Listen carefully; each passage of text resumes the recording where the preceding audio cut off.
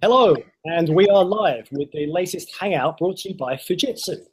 My name's Tony Hallett. I'm a technology editor and writer, and today I'm going to be joined by guests from the companies including Google, Citrix, VMware, and of course our host today, Fujitsu. I think it's important to look back at changes of recent years. So we live in a world now of pretty much ubiquitous, for many of us, broadband, mobile, which means it's very flexible how we work.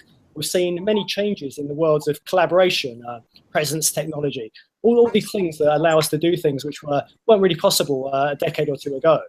And of course, attitudes to work have really changed as well. You know, what do we even think of each of us as work? And what does that mean? Especially as many of us work side by side with people who've grown up with different technologies and different of these attitudes as well. So we're going to get into some questions today in this debate. And to that, I first wanted to turn to our first guest. So Mark, if you would first like to introduce yourself. So this is Mark from Google. Yeah, hi. Mark Grady. I'm head of the Android and Chrome channel in EMEA for Google Cloud, so responsible for sales of both parts of the business towards enterprise customers and SMB. Okay, great stuff. And we'll come to you for the first question first, but I'd like to also introduce our next guest. And next, if I can ask Ralph from VMware to tell us a little bit about yourself. Yes, hello. My name is Ralph Kick. I'm with VMware for more than 8 years. And 3 years ago, I took the responsibility for the end-user computing business in Central and Eastern Europe.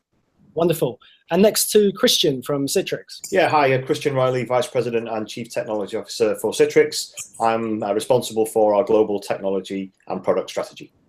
Thanks, Chris. And last but not least, Robin from Fujitsu. Hi, Tony. So I'm Robin Lipscomb. I'm the Head of Offerings and Portfolio Development at Fujitsu across Europe, Middle East, India, and Africa. Great speaking. Great. Wonderful to have you all here today. And let's get straight back into this first pressing question. So back to you, Mark. Paint the picture a little bit, if you will, about the changes in technologies that are coming up. Yeah, I think there's a number of changes that are very exciting coming up. I think the first thing I do see, and I think this is something that's very relevant today, is we've got to keep things very simple. Simplicity is one thing that we see from the consumer market that's expected now within enterprises, that things should be simple, easy to use and understand. I think behind that, another important sort of concept at a top level is around shareability, the ability for people to swap devices, move from one screen to another, and seamlessly have information flowing across a business, whether it's onto a Chromebook or onto a digital screen. All that can happen. But I think if you're looking more at the physical aspects of the business, video conferencing, I think, will continue to shape the workplace. I think more and more we're becoming comfortable with that technology as a medium within businesses and to communicate to customers and collaborate. And I also think that we're going to see quite a move over the next few years towards wearables and augmented reality. I think it's very exciting to be able to relay information back to end users of when shops are busy, when workspaces maybe should be avoided because there's a lot of traffic en route. So there's a number of things there that are exciting, but I think probably they come back to those core pillars really about being simple to use, easy to understand for the workforce, and then shareable as well. I think we don't want to be necessarily creating things that are bespoke for each individual in a business. Sure. There's a lot there. Robin, what would you say organizations should keep in mind? So I think this is absolutely spot on. To be honest, we're seeing a lot more focus on the end user nowadays. It's really driving the digital agenda. As you said in your intro, Tony, working is now everywhere and anywhere. It's not a case of being put into an office and actually being productive over an 8-hour period. We all, first thing in the mornings, reach our mobile phones and we're productive immediately, integrating and interoperating with the services that are available. So, I agree that what we're going to see going forward is a lot more of the human-centric agenda coming to the fore. We're going to start to see the wearables, but this is all going to be predicated, I think, on really strong analytics platforms. Being able to bring the data and be able to react and also to be able to use that information for preventative and proactive services, we're going to start to see a real joining of forces, if you like, and it's all going to be around business intelligence as well. Okay, there's a lot to get to on that, so we'll come back to that. Ralph, if I can turn to you to make sure that the needs of this workforce of 2025 are met, what kind of things need to be done, do you think? Yeah, I mean, certainly a lot, but there will be a fundamental change in the way that enterprises need to operate their workplace, right? So the traditional model of the past 10 to 15 years was basically a Windows PC or laptop, and all the applications and data were mainly sitting on the device. And really, it didn't really matter if it's a physical one or if it's virtualized, but it was highly linked to the device. And for the user, there was not a lot of flexibility. So if the user would require a new application, he would probably send an email to IT, and they would respond, yeah, we will probably get it within the next month. The expectation of the user today is totally different, right? And it's set by the private experience. So we are all using our smartphones. If I want a service, I visit a web store, I download an application, probably pay by credit card, and within seconds or minutes, I'm able to use that service. And on the other hand, as a user, probably I should, but I do not really care where the data is, right? And the data is sitting in the cloud. So this cloud application and cloud data is the enabler for this flexibility and mobility. And the enterprise workplace clearly needs to adopt. But I think it is important to understand that if you really want to have mobility, the data needs to be provided and the service as a central service, that it's not longer depending on any kind of device and place in the world. Yeah. Christian, what would you say to this as well? Yeah, so I think, as the guys have said, I think the expectations just generally have pretty much outstripped IT's capacity to provide them. So if you think about just a few years ago, IT was very much about providing a controlled environment that would, essentially need to fit pretty much the needs of every user in a very similar kind of way. So I think there was no real notion of the fact that, applications and the way that people interact with them was kind of expert and reviewer, right? So on the expert side, you would probably use, 80 to 90% of the application constantly, but on the consumer or the reviewer side, you would be using 10%. Yet we would tend to give everybody the same set of screens and the same application, the same environment, because that's what traditional IT did. So, as the guys have said, I think the impact of consumerization has driven a very different way that people want to interact with information and want to consume that information. In many cases, it can be sort of single line item, and still in many cases, it can be the entire application. So I think from the point of view of kind of the way that IT has to look at this, in my experience, in my opinion, we have to start looking at this as IT being an enabler. Quite simply, the days of IT providing a static environment, a controlled environment, IT being the department of no, have to change rapidly to be in the enabler and to help organizations to be in the business of yes. Okay, so lots of elements there. And this brave new world that you guys are talking about, I would put it to you that there's plenty of people who work in IT who are going to bring up the point of my next question, which is security. So you think about the flexibility, the mobility, the use of third parties and plugins and all sorts of things. Ralph, let me come back to you on that. How do we get security right in this future workplace? I mean, security is a huge topic, and it's a very frequented market, right? So, and always when you have a lot of systems working together, there's a huge complexity in managing and keeping up to date. But also here in this mobile world where we are using hundreds of different devices, the attack service gets bigger and bigger, and companies today, they get attacked every minute. So it's only a matter of time when one of these attacks is successful or will be successful, and probably you have a data breach, right? So from a security concept perspective, it's not only about preventing, it's also about what happens when you are attacked, making sure that identify the systems that may have an attack, which data is breached, and be able to report it due to compliance reasons. And the security concept, from my perspective, needs to build into the architecture, right? It needs to start with the identification, authentication of the user, and the modern devices, they support fingerprint, right? So fingerprint authentication is a requirement from my perspective going forward in the enterprise as well. And then there is a lot of things you can do in the data center, in the network. And I think that virtualization is a key element in that architecture, that the more flexible you are, the smaller the surface for a security attack can be, and the faster you can isolate affected systems from your architecture. Okay, so Mark, you mentioned some previous future technology issues here. How about things like death of the password? How will security just become more natural and easier for us? Yeah, to follow on from Ralph, I think fingerprints are one area. I also think that we'll see a lot more moves towards voice identification as well over the coming years. I think that the password will still play a role, but I think behind that you will use things like fingerprints, like voice ID to do that. On top of that, I think one of the things that should be sort of quite clear is there are elements here that we can simplify processes on devices. Being from the Chrome team, our Chromebooks have VirusGuard built in, but we also actually work extensively with both VMware and Citrix to ensure that some of those security things don't catch us out between us as well. And I think there has to be an element of collaboration across that to make sure we all deliver a secure end experience.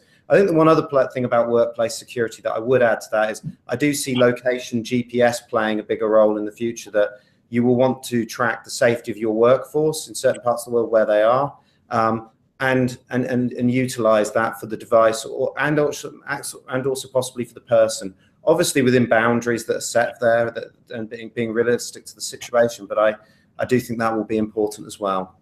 And I guess a lot more intelligence in terms of security, when you're looking about anomalies and how people are using different networks and endpoints.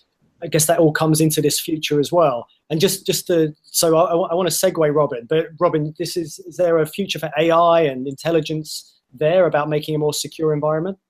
Absolutely. So as I said just now, it's all about how we use analytics for trend analysis and pattern matching.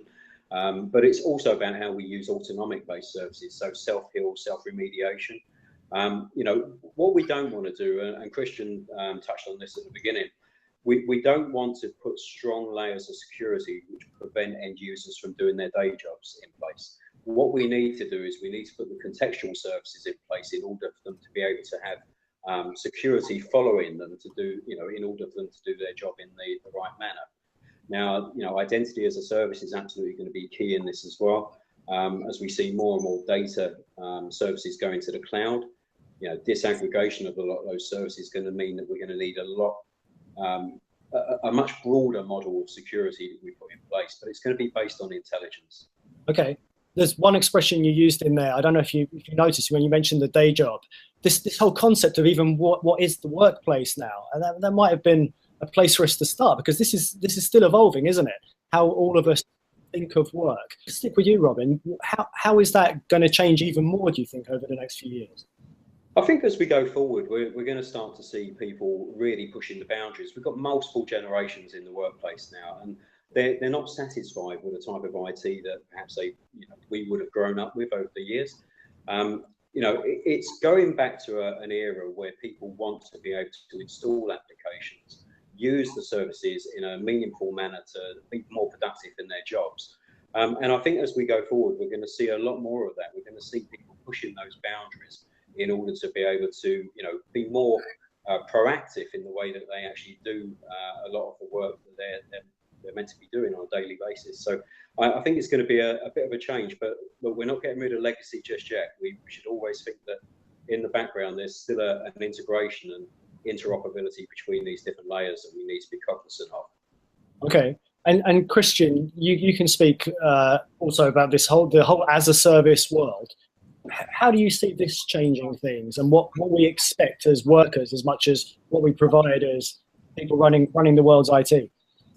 Yeah, so I think fundamentally there's two ends of the as a service. I think the end user end, as Mark alluded to, that should continue to get much easier, and therefore provision, deploy, use services on different types of devices. That's kind of already here. Lots of big organizations are ahead of that, have embraced that. And I've actually figured out that in many cases, what used to be considered shadow IT, which was these guys who were trying to get around what IT would provide, has actually turned into an innovation pipeline for many enlightened organizations. So that's kind of an interesting observation. But I think, as all these things have a plus and a minus, and I think from an IT operations perspective, I think the growth in as a service in general is going to bring a lot more complexity. Robin touched on there a little bit about integrations. I think we've got a potentially interesting growing skills gap within integration in general. So as more and more applications and systems become disaggregated, more and more different types of data are generated from, the growing Internet of Things as an example. Who's going to integrate all this stuff from the business perspective? So, just the sheer size of data, the sheer number of applications that are going to be out there. I think they'll be much smaller in terms of as a service. They'll have different life cycles, but they're all going to need to be integrated for the overall business outcome. And I'm not sure just yet that we have quite that skill set in many large enterprises. We've had traditional developers, we've had business analysts, but this whole thing around integration, I think is going to become much more pronounced and much more of a challenge. But I think that speaks generally to this hybrid world that we're going to live in. Robin mentioned that legacy is going nowhere. That's absolutely right. I think the speed in which new technology is coming in is definitely outpacing the way in existing technology is going out. So by definition, we're going to be in this hybrid world for a very long time to come. Okay. So complexity, integration, potential issues there. I want to come to all of you and just for us to kind of, draw a line under this for today, at least, and think about what some of the obstacles are and maybe also how we get around those. If I could come to you first on that, Ralph, what's stopping some of this brave future happening? So what we are seeing is that, this fundamental change we discussed that is happening in the enterprises, embracing business mobility, mobile technologies, and cloud services is where I see, a challenge in the organizations that need to communicate with each other. So a lot of innovation is happening in the business, and in many cases, without the involvement of the IT. When it comes to cloud services, security is a huge requirement. So there is a requirement for the security team to understand the technical capabilities. That can be a challenge. Then it's workers' council that needs to be involved. So that is one area where I see this is one of the main challenges within the enterprises to really drive all that innovation. Okay. And the second area is really making the business process more agile by mobility, right? We are talking about the workplace. And sometimes the workplace is a manual interface to put some data into the system that probably in the future the machines are communicating with each other. And that requires a whole level of networking. 5G will be a fundamental shift from a technology side to enable that. So these are the two areas where I think we need to do some work. And if we think about 2025, 5G, machine to machine, all those things very real by then in a Absolutely. way. Yeah. So same question to you, Mark, as well about obstacles and fixes. Well, I think there's a few parts to it. I think that first of all, it will evolve, and I think that I do say that you have to be mindful and respectful of customers' legacy. That you can't just pull everything out and build a business, a multinational business with 50,000 people from the ground up. And we do see evolutions in that, and I think some of the development definitely will reflect that. I do think that we're going to see some very interesting things around machine learning coming, and I think also how we communicate, how businesses communicate with each other, how they communicate to customers will evolve. But I think that really this is something that will happen. There will be a move across the cloud, and it will be a big explosion in growth. But also there will be issues around current IT infrastructure, and that varies from business to business and what's been invested over the previous years. But I also think that we have to make sure that as customers look towards their current IT infrastructure, they can see return on investment, what it means for their business in terms of productivity, and how that can be improved by doing things. I think the technology has to come with a proposition that is very clear in terms of those benefits. Okay, so we had the mention of infrastructure there. Christian, the other day you said to me about the unevenness of infrastructure, not just within an enterprise, but around the world as well. Is that one of the obstacles? Yeah, absolutely. I mean, I read some, quite frankly, eye-watering numbers and predictions about the numbers of devices that are going to be connected and the data that will get generated. I have no reason to doubt that, of course. But, I think if you take the world as a whole and look at, where we are in what we would call the developed world, there's lots of challenges around what I would consider to be basic infrastructure to support what's going to come next.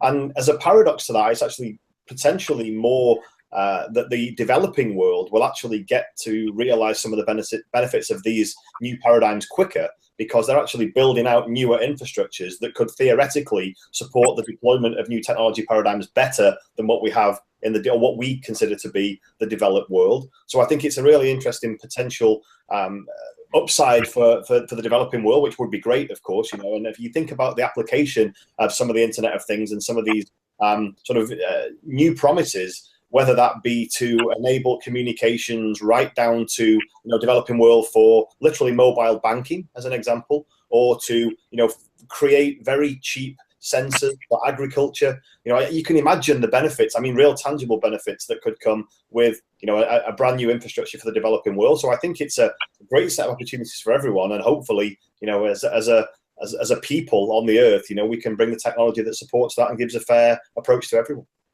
Great stuff. Robin, I'm going to let you have the last answer here to the same question. Thanks very much. So I guess one of the biggest hurdles I see at the moment is the proliferation of the data. It's becoming much more pervasive from all of these devices that are going to be on the internet. What are we going to do with all this data? And then more importantly, how can we use that data in analytics to drive persistent and non-persistent data streams, so we can make the human's life better, because that's what we're all about at Fujitsu. It's about driving the human-centric agenda. So absolutely agree. We need to be looking at the infrastructure, ensuring that we've got the network capability in place with the right and the appropriate security layers in place at the same time. But ultimately, we need to be able to integrate and interoperate these services. So cloud and orchestration services are going to be absolutely key in this space as well. But we need to bring a brighter future. We need to look at the optimistic view of this, that we will have the infrastructure in place. We will be driving much more into areas where the workplace turns into an autonomous vehicle, for example. And, we need to be able to feed and use that data. So my biggest takeaway from this is that, analytics is going to be absolutely key. Machine learning and how we integrate with those services is also going to be one of the key contributors to the way that we go forward. Fantastic stuff. I'm going to have to leave it there today, and I've got nothing left to do but to thank our guests. So I wanted to say thanks again to Christian, to Mark, Ralph, and Robin, and say thank you for watching today, and to look out for associated written content on the blog. So look out for that, and we'd love you to tune in next time. So until then, thanks for watching.